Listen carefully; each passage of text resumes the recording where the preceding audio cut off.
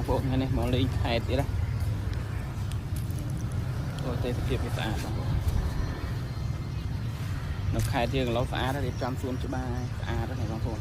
ហើយដើមឈើក៏មានផ្កានេះបងប្អូនផ្កាវ៉ាវស្អាតខ្ញុំជាប្រុសតែខ្ញុំចូលចិត្តផ្កានិយាយតាមត្រង់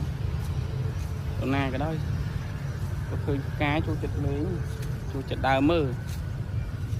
រកផ្កាណាបងប្អូនថតមកប៉ុស្តិ៍វាស្អាតពេកនិយាយទៅមិនតែប៉ុណ្្នឹងទេបងប្អូននេះណោះនៅខាងនេះទៀតរកផ្កាដល់ខេត្តអីជាជួរហ្មងហើយទេសភាពស្អាតណាជាប់មកស្ទឹងនេះដល់អរគុណច្រើនមកបងប្អូនថ្ងៃនេះមកលេងខេត្តទៀតណា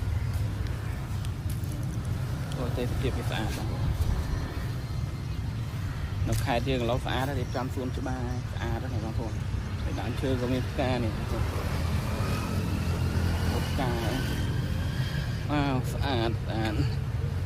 ខ្ញុំជាប្រុសតែខ្ញុំចូលចិត្តផ្កានិយាយតាមត្រង់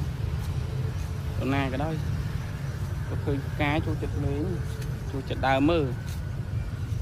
រកផ្កាណាបងប្អូនថតមកប៉ុស្តិ៍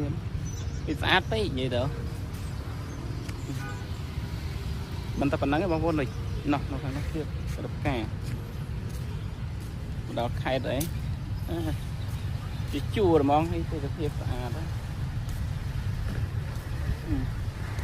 ជាប់មកស្ទឹងនេះដល់